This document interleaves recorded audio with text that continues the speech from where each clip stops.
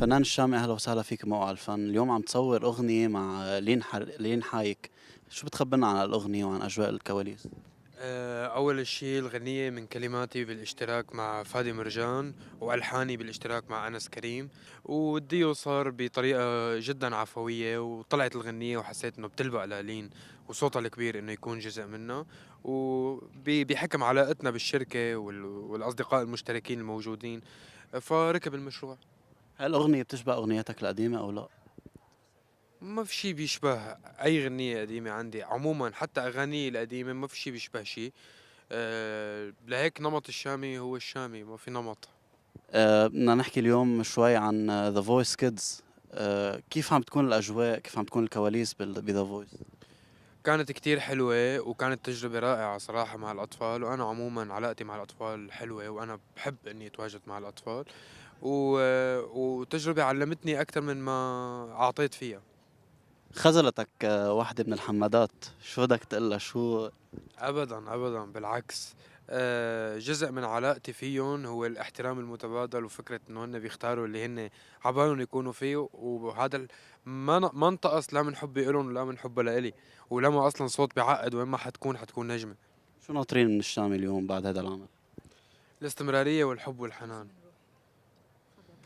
آه، هاتي وحدة. يا شوف وجهك بخير.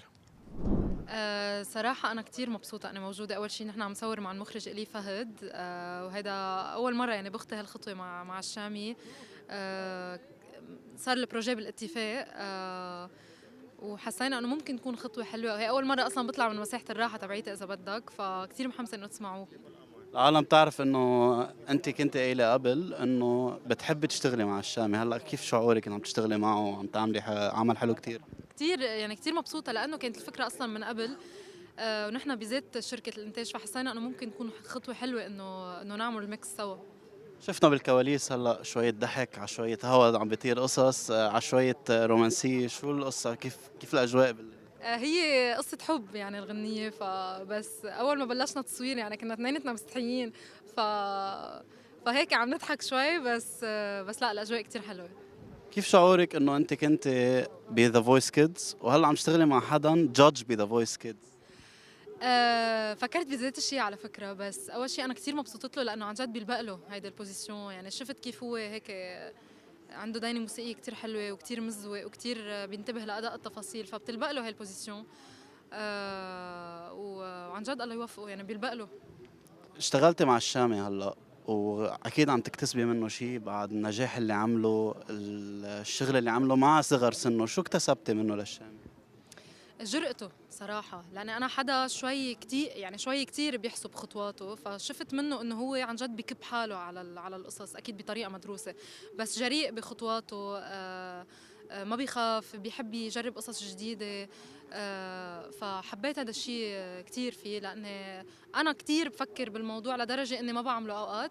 ففتت شوي على عالمه وتعلمت هذا الشيء أكتر وحبيته كتير. اليوم لين شو عم تحضر للجمهور؟ صراحة في كتير بروجيات وفي كتير حفلات بإذن الله، بس تهدى الأوضاع. بس كل شيء بوقته حلو، يعني بتركها سوربريز. اهلا وسهلا فيكم اول شيء على السات. كثير مبسوط انه عم باخرج هيدا التعاون، لانه الغنيه بتخبر كثير، يعني الغنيه فيها قصه، والقصه لاحقه قصه اثنين ما بيعرفوا بعض، وفي حيط بيفصلهم، حيط شقه.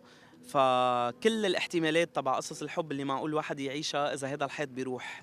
فكتير بتشبه الناس، كتير بتشبه اثنين شافوا بعض بأسانسير ما بيعرفوا بعض وتخيلوا قصة حب طويلة عريضة، بعدين بيكتشفوا انه هيدا كله ما انوجد. فمبسوط كتير لانه هيدي تجربة هيك صارت نادرة، ديوات صار شيء هيك بعيد شوي عنا. فمبسوط كتير انه هيك في شيء ردهم اللي هو شامي ولين. مبسوط. بالعادة هالقصص بتصير بمكاتب بمحلات، ليه اخترت الطبيعة هلا؟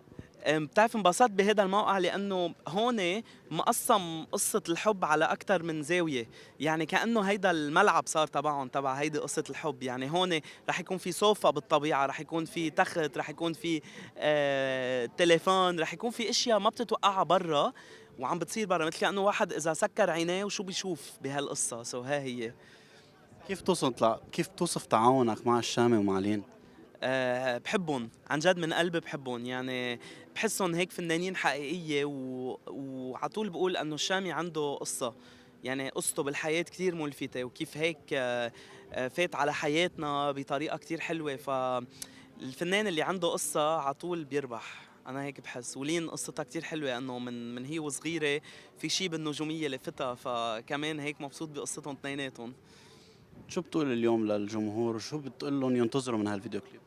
بتعرف بقول لهم ينطروا احتمالية شو بيصير بين اثنين ما بيعرفوا بعض، شو معقول يصير عن جد. ها هي يعني. نحن من موقع الفن بتشكرك كثير ونتمنى لك التوفيق. ميرسي لكم عن جد، ميرسي كتير.